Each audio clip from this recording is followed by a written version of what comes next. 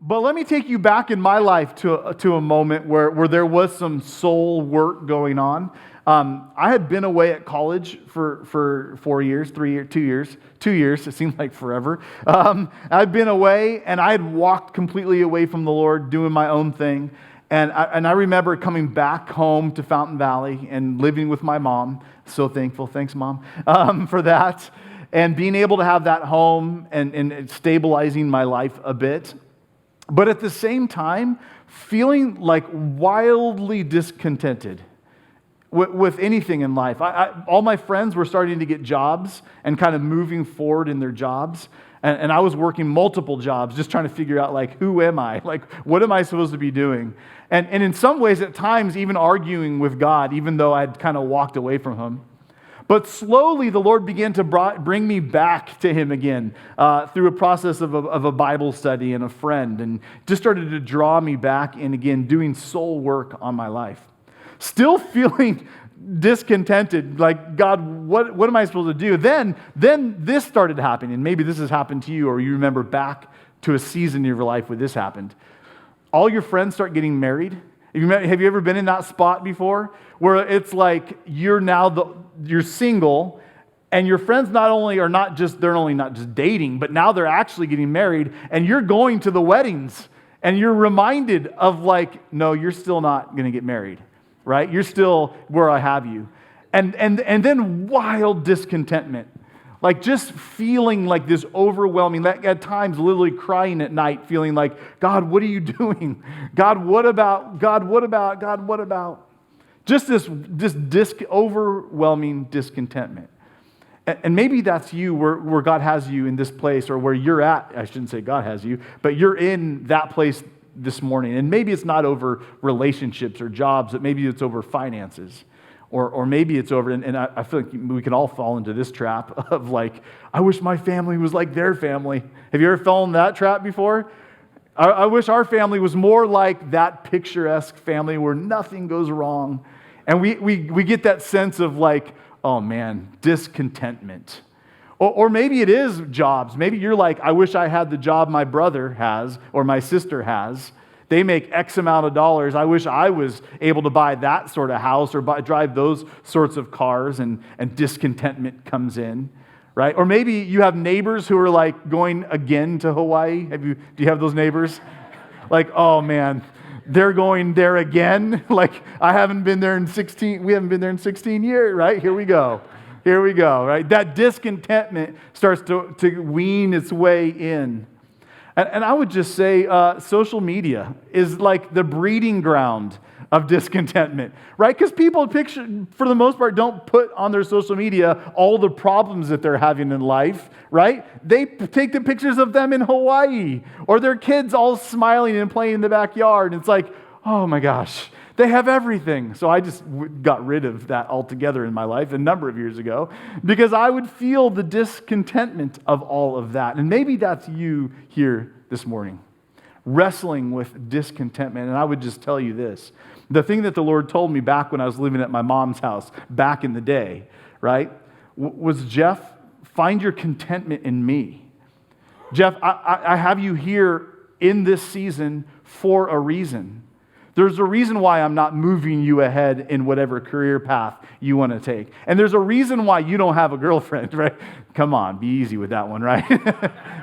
There's a reason why all this is happening. And I just need you, Geoff, in this moment, in this season of your life, to just push pause and just look at me. Like, look at me. Find your contentment in me. And that was a common theme for a while in my life. And even to this day, I will often go back to those moments where I'm starting maybe in this now in my life to feel discontentment. I'll go back to those early seasons at my mom's house of discontentment and feel like, okay, same thing, Geoff. Find your contentment in me. If you're feeling that this morning, I would say that's Solomon's message to us. And in fact, one of the problems, I would just say, in our culture today is that we're moving further away from the Lord who brings contentment, right? That we're moving further away from His truth and His biblical wisdom. And instead, we're trying to find, and the culture around us is trying to find contentment, happiness, meaning, and purpose in all these different areas that aren't Him and do not satisfy. There's all these big questions about who am I and what really is truth, and there's a lot of discontentment. I want you to see this real quick before we jump into our text this morning. Matthew chapter 7, verse 24. Jesus talking. Listen to what Jesus says. And when Jesus speaks, we kind of want to listen, right? I don't know what your views on Jesus are, whether He's Savior and Lord to you, or maybe you think He's just a good teacher. Whichever it is, glad that you're here this morning, and listen to what He says. Listen. Everyone then who hears these words of mine and does them will be like a wise man who built his house on the what? Rock. On the rock. And who's the rock? Jesus is the rock. His words are the place that we go, we listen, and we say, okay, I want to do what Jesus does. And listen to what happens. And the rain fell, and the floods came, and the winds blew, and beat on that house. But it did not fall, because it had been founded on the rock.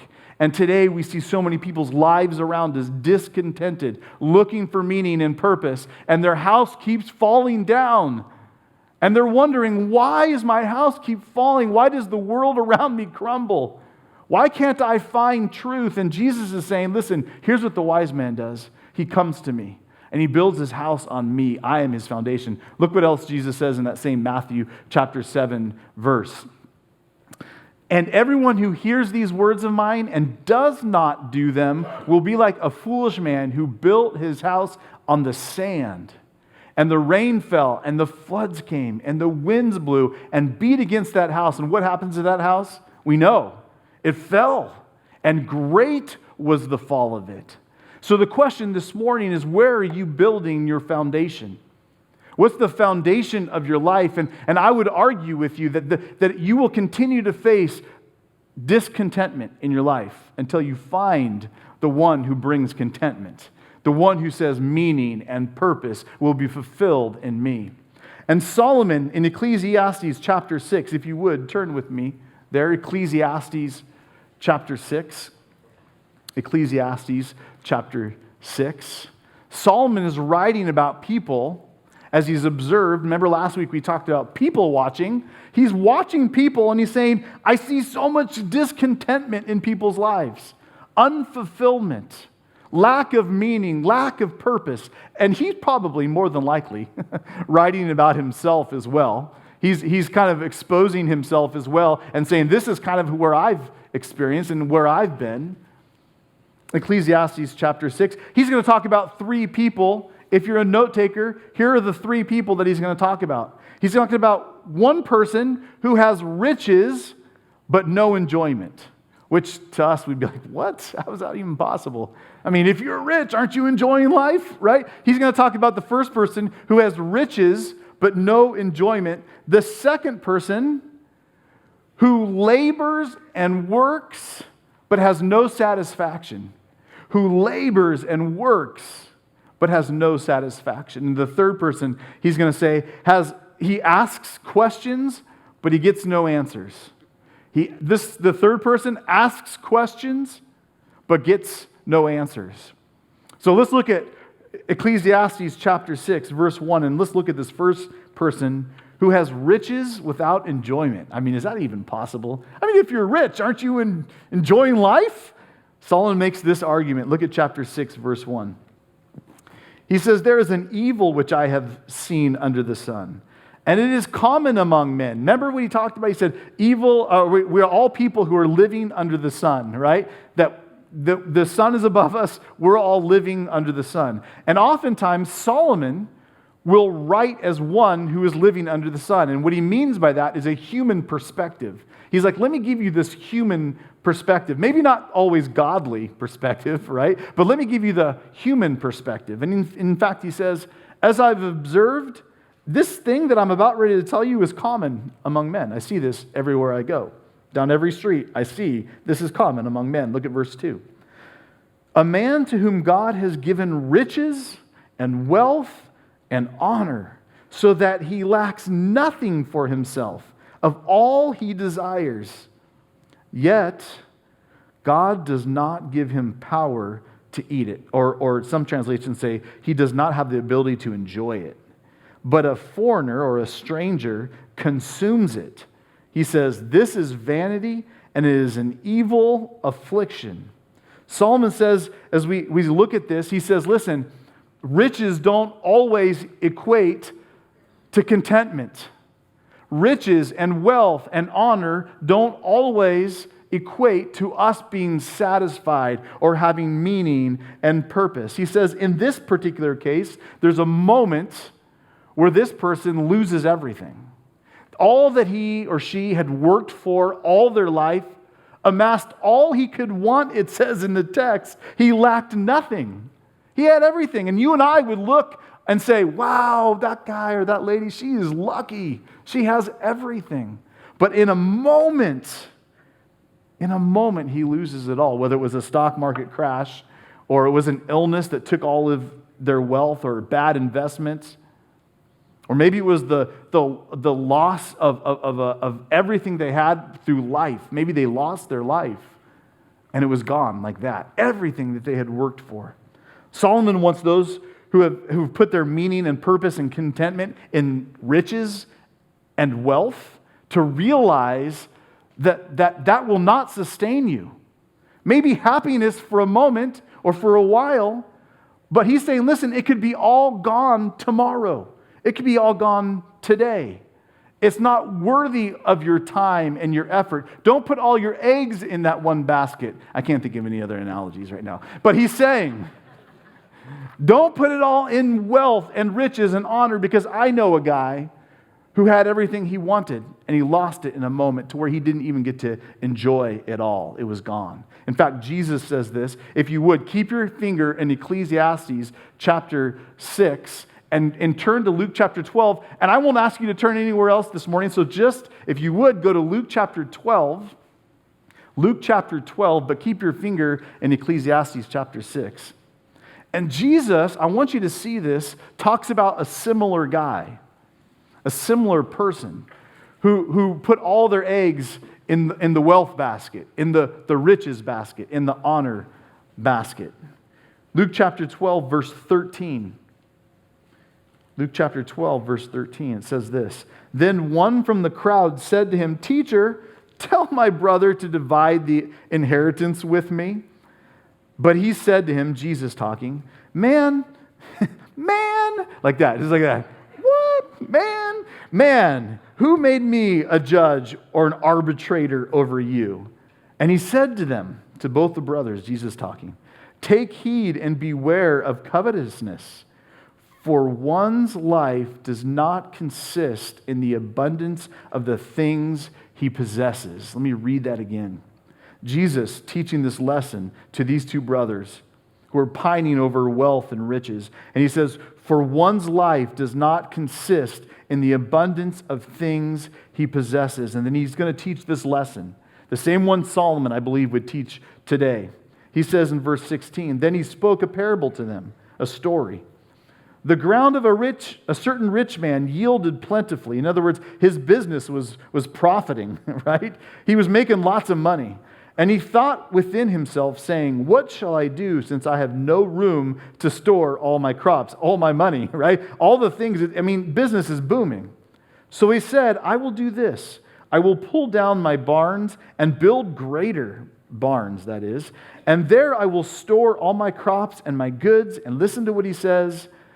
And I will say to my soul, soul, you have many goods laid up for many years. Take your ease, eat, drink, and be merry. Listen to what God says. Fool, this night your soul will be required of you. Then whose will those things be which you have provided? It sounds exactly what Solomon is saying. He said, I know a guy who stored all his wealth up. He's consumed it. And in fact, his life was consumed by it. Meaning and purpose, everything he put into wealth. And he said, but what happens then when that night comes, when that moment happens and he's gone? And Solomon says in our text this morning, a stranger gets to enjoy all of that. He doesn't even get to enjoy it. And look what Jesus' ultimate lesson here is in chapter 12, verse 21. So is he who lays up treasure for himself and is not rich towards who? God. Jesus teaches this whole lesson to these two brothers. I think Solomon is teaching us that same lesson. He's saying, don't be rich in the things of this world, or don't be consumed by the riches of this world, because they will never satisfy. You will never find contentment in those things alone. He says instead, same thing Jesus would said, find your richness in who? In the Lord. Find your richness in the things of the Lord. Seek after the riches of the Lord and stop spending all your time, effort, and energy and money on the things that will never satisfy. And then he says, look at Ecclesiastes 6. Back Ecclesiastes 6. Thanks for turning to Luke 12, by the way. Ecclesiastes chapter 6. If a man begets 100 children and lives many years, so that the days of his years are many, but his soul is not satisfied with goodness, or indeed has no burial. In other words, he's talking about a man who, in the context of the Old Testament, many kids, big family, maybe too many kids, 100 kids. I mean, that's a lot of kids. Whew! That'd be exhausting, right? But he's saying, listen, here's what I want you to get this idea. The man has a big family, so he's in OT, that's like big family, that's blessing. Like blessings poured out on you. And he's lived many years, many years. And so that too, it signifies blessing. And so Solomon is saying, I know this guy. Lots of kids, big family, lots of years. You would think from the outside looking in, this guy must be blessed. He must be satisfied.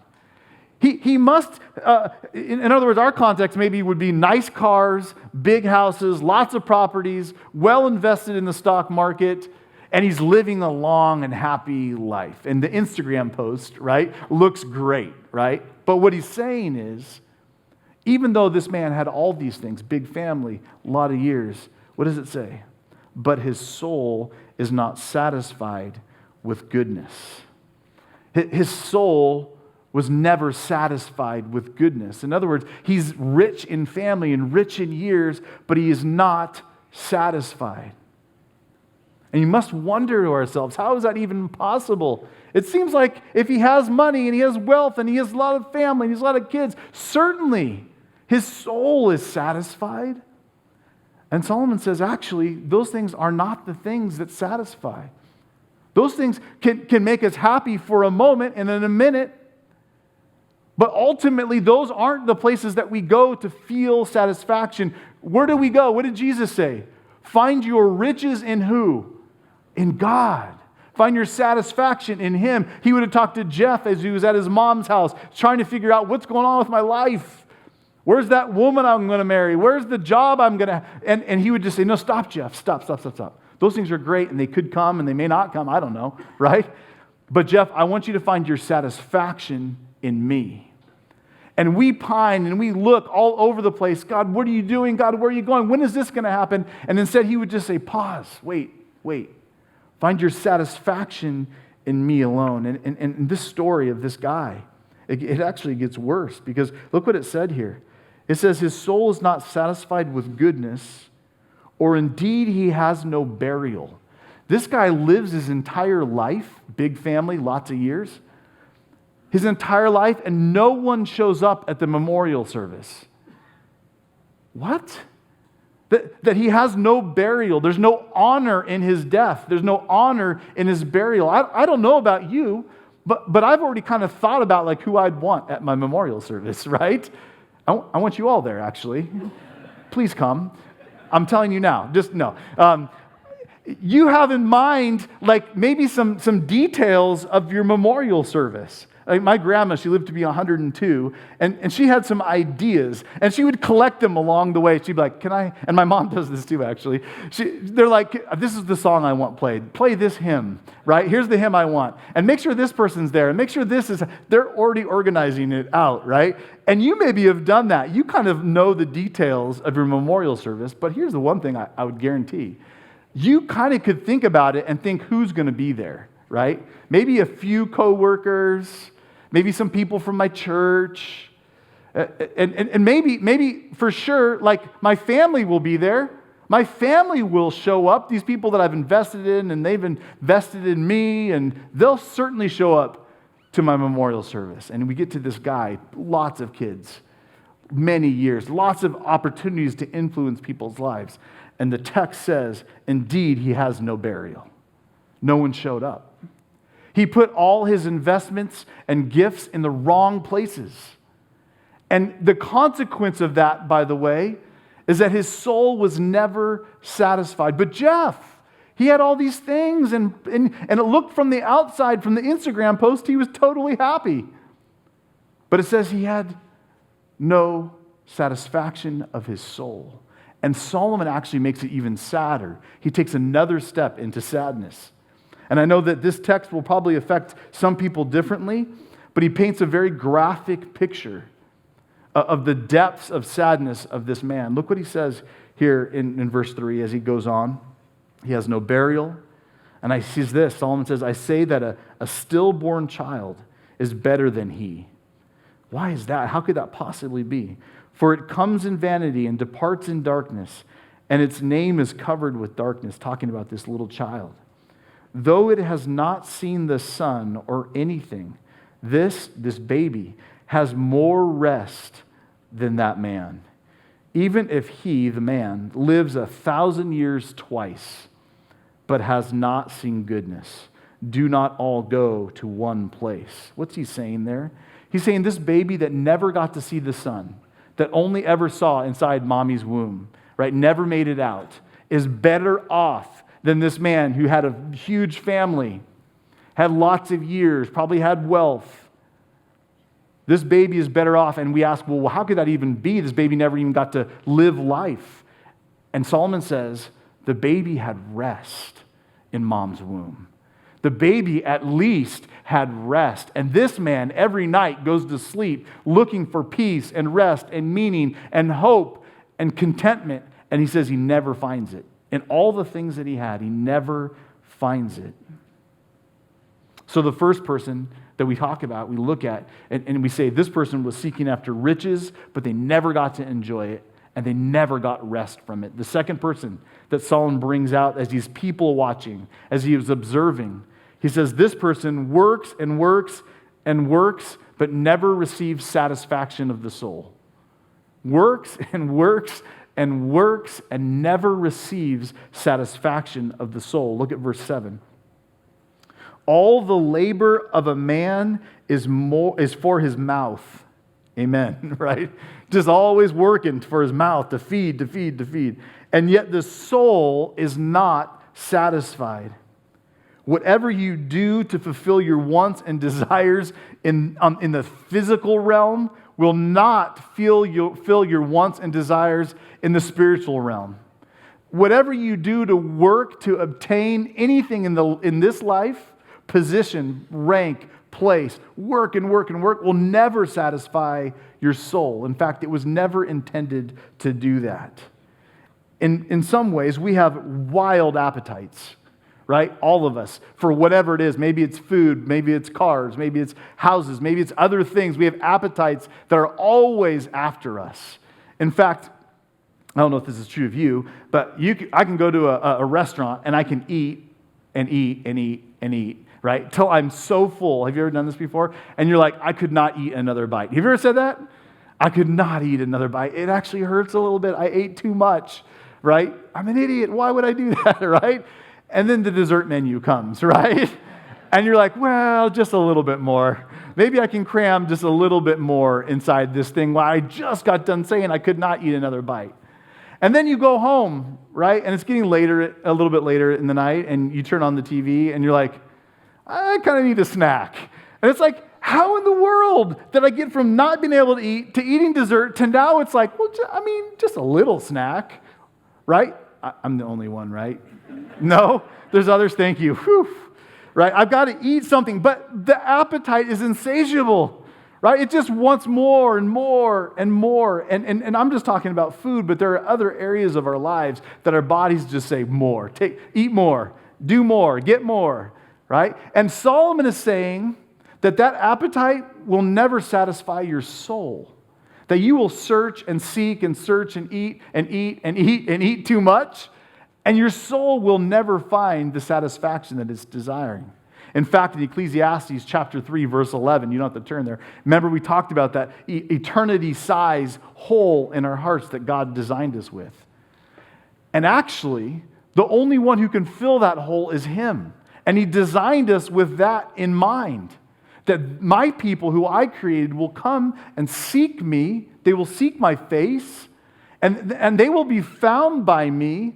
And I will bring life and contentment into their lives. They will never find it in creation, the created thing, right? They will only find it in the Creator. And so the question I have to ask us all this morning is, what are we looking for to fulfill our appetites that isn't working?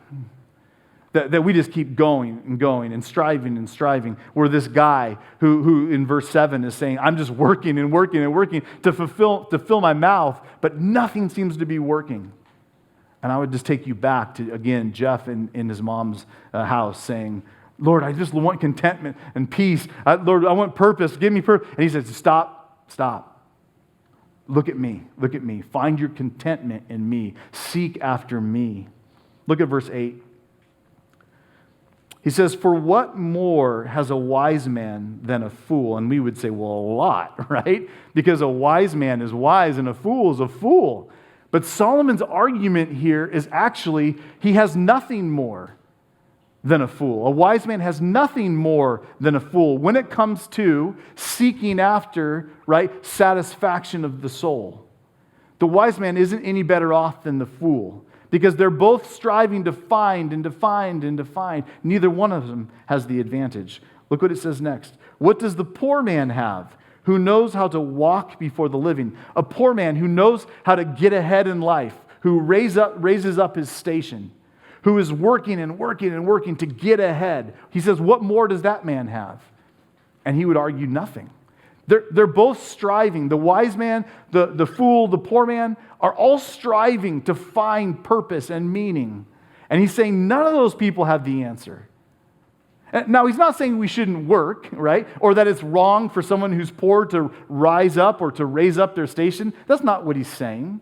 He said that, but the striving and the getting ahead and the raising up of the station is not what will ever bring significance and purpose and contentment. You'll never find it in those things. So stop. Stop and seek the Lord and find satisfaction in Him alone. I look at both of these two that were up here this morning, right? And the satisfaction that they have found in Jesus. And they could have looked everywhere and searched everywhere, high and low, until the moment where they just said, you know what? I can't do it. I can't do it anymore. I can't keep looking into all these other places. Instead, I'm going to stop and I'm going to say, call out to you, Lord. And Lord, would you fill me? Would you use me? Would you satisfy my soul? Because like only you can. And look what he says here. Better is the sight of the eyes than the wandering of desire. This also is vanity and grasping at the wind. You know this phrase, a bird in the hand is worth two in the... I wonder if you do know that phrase, because I'm thinking that's a generational thing right there, right? Because I'm looking over and some people are like, what is that? I've never heard that before. And other people are like, in a bush, right? Of course. So there's the generation gap. Boom. So what it's essentially saying is it's better to hold the one bird in your hand, right? And the thing that you have, be content with the thing that you have, rather than to let that little birdie go on the hopes of catching the two birds in the bush, right? Look what God has given. Be content with the thing that God has given and say, Lord, thank you for this. I'm content with what you have provided for me, rather than to say, oh my gosh, I got to go get this next thing. Now, here's the thing. The reality is, it's not bad to want the two birds in the bush, and God may provide the two birds in the bush. He may provide outside of what you have right now currently, right? In your job, in your relationships. He may. But the overall principle is find contentment in what He's provided with you right now, in this moment. And maybe that's a word for some of you here that are here this morning to say, listen, I just need to be content where He has me. And I need to be content with who He has me being and growing in. And instead of pining and always pushing the envelope and finding and pushing and not ever finding contentment, instead, Lord, I'm going to stop. I'm going to find contentment solely in you. And if you want to move me on economically, if you want to move me on positionally, relationally, then so be it. I'll follow you there. But right now, in this moment, Lord, I find contentment in you alone. Maybe that's for you this morning. I will just say this, there are millions and billions of dollars being spent to make you discontent. Do you know that? I mean, there are marketing agencies that want you to be discontent so that you'll buy your product, buy their product. So it's not a natural flow of our lives to be like, no, I'm perfectly content with everything that I have, right? We're actually kind of working against the curve here. There are people who are saying, listen, I want you to be discontent to see what you don't have so that you will come spend money with us and find out what you can have. And so I will just admittedly say this is a hard thing for us, to rest in the Lord, to not strive and work to find satisfaction and just to say, Lord, I'm going to be content with what you have for me. We know this happens in Philippians chapter 4, verse 12. Paul figured this out. Listen to what he says. This is from the New Living Translation. He says, I know how to live with almost nothing or with everything. I have learned the secret of living in every situation, whether it is with a full stomach or an empty, with plenty or little. Listen, for I can do what? Everything through Christ who gives me strength. I can do all things through Christ who strengthens me. Now, some of you have seen that text before and thought, that's football game text, right? We can score touchdowns through Christ who strengthens me. And that might be a little bit true, but the reality of that text is Paul is saying, whatever station of life, God, you have me in, I can get through it, not because I'm so great or I've disciplined my will so well, but through Christ who strengthens me. That's the context of that verse that says, I can do all things through Christ who strengthens me. You mean you want me to be single for 6 years? That was for me, right? You want me to be single and just seek your face and you'll strengthen me? Okay, that's hard, but okay. You want me to work multiple jobs for a really long time and volunteer in youth ministry for a really long time? Because that's what you want for me to do right now and find contentment in you? I can do all things through Christ who strengthens me, right? And the same thing would be true in your station of life, wherever God has you. He's saying, listen, I don't want you just to try harder or to discipline your will. I mean, maybe you should, but I want you to come to me, find contentment in me, and it's through Christ that I will strengthen you for whatever I've called you to, whatever economic status you fall in. Stop pining after all the things around you and just rest in me, is what he's saying. So the two people that we've looked at so far this morning, moving on to our third. The first one is riches that don't satisfy the soul. Solomon says, I've seen it. If I've seen it once, I've seen it 100 times. People who are looking for riches to satisfy and they just don't. The next one is the one who's working and striving for satisfaction of the soul. Everywhere they're looking, just pining after it. Gosh, if I could just get that, then I'd be happy. And he says that never works. And the third person that Solomon observes in our text this morning is the person who has questions without answers. The person who's asking God these questions and they're not getting answers. Does that sound familiar to anyone? Does anybody have questions of God that they haven't got answers for? Right? I feel like there's these big, broad, general questions like, God, why do bad things happen to good people? Right? That's a huge question. And God, why in the world are you working in this way of all ways? Wouldn't it be better if you just did it my way, right? If I could figure out, wouldn't it be better if you just did things my way, Lord, right? We've all had those things. Big general questions. God, why? And then I think each one of us has specific questions, maybe to our own lives. God, why did I get sick? Or God, why did this happen to her? And God, why did you take him so early? Like he was so young. Like we have those very specific questions that we ask God. And I think in all those questions sometimes, there's a level of discontentment, right? And even some of you maybe have walked away from the Lord. I know people who've walked away from the Lord because they didn't get those questions answered. Or maybe they got them answered, but they just weren't the answers they were looking for. And these questions that Solomon's going to talk about here, they can breed discontentment. And the thought process could be, if I did have the answer, I'm all in on you, Lord, right? If I just had the answers, then we're good to go and we'll move forward. Well, until the next question comes, right? Until the next thing happens. And I think we're always pining, Lord, if I just had a little bit more of the answer, if you would just shine a little bit more light on the situation, then my relationship with you would be better. And the reality is, I believe, that the discontentment is with our relationship with the living God.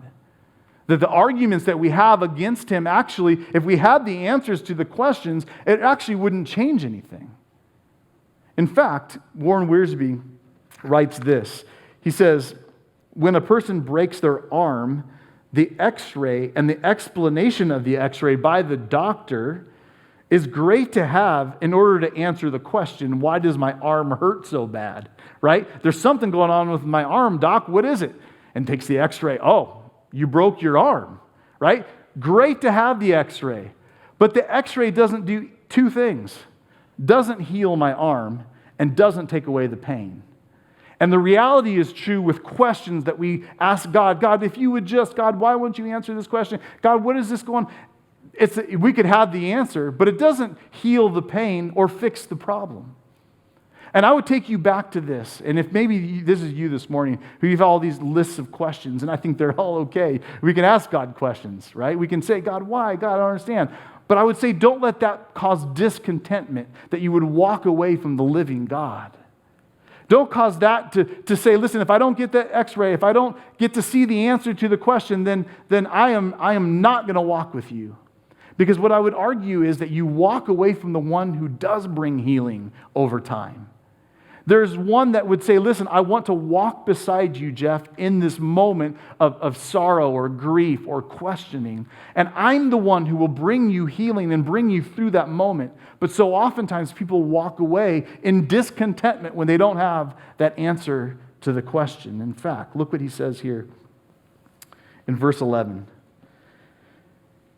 Because we oftentimes go to people, and this is what he says. Since there are many things, or some translations say words, there are many words that increase vanity or emptiness.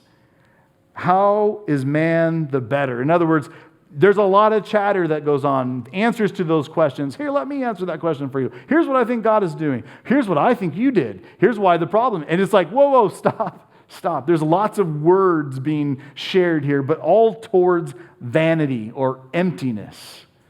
He said instead, Solomon would argue, go to the one who is above all things. Go to the one who is in heaven and we are on earth. Don't increase the vanity and emptiness with our words. And I would just argue, go to the word. There is so much wisdom inside this book, living wisdom. God says, my word is living and active and sharper than two-edged sword. He said, go to the word, go to wisdom and direction. Don't increase vanity and emptiness in people's lives by just spewing out chatter and words, is what he's saying here. Look at verse 12. For who knows what is good for man in life? All the days of his vain life, which he passes like a shadow. Who can tell a man what will happen after him under the sun? Wah, wah, right? I mean, he ends it with and I don't know, right? I'm unsatisfied. We're all unsatisfied. It's all emptiness, so let's just die, right? That's where Solomon ends this whole idea. And he's saying, listen, I don't know what to tell you. I don't know where you get the answer to those questions or the fulfillment of the soul. But here's the incredible news. Along comes this guy, Jesus, right? And he does an incredible miracles and works. And he calls people to follow him. People who at the time were living meaningless, purposeless lives. And he says, listen, actually, I want to give you purpose. Come follow me. Walk with me. And instead of being fishers of fish or tax collectors, I'm going to make you fishers of men. And I'm going to change your soul, right? I'm going to redeem your soul. God is doing this work on the face of the earth.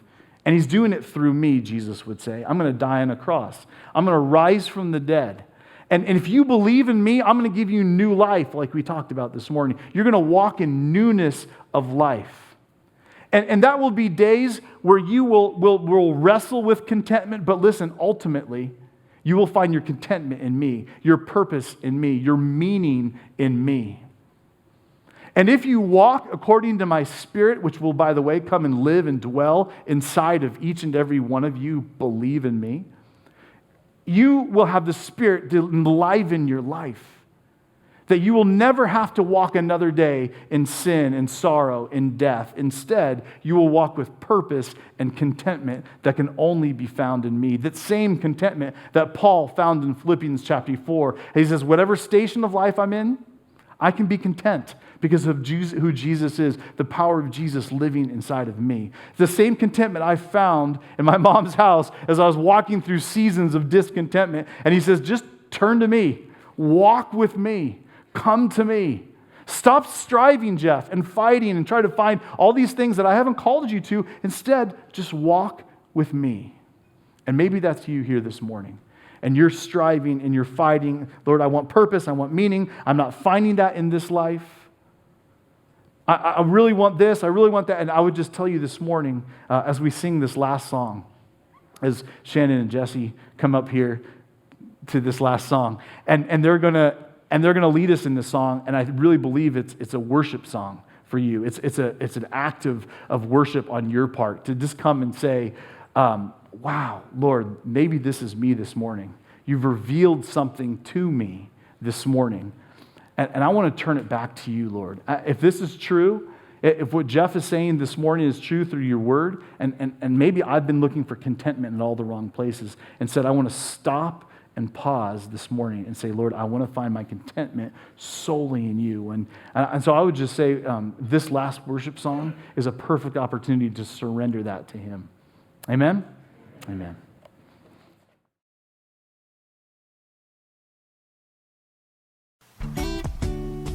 This has been a presentation of Refuge Calvary Chapel, Huntington Beach. For more information about our ministry, please visit refugefamily.com or call 714-891-9495. Set free.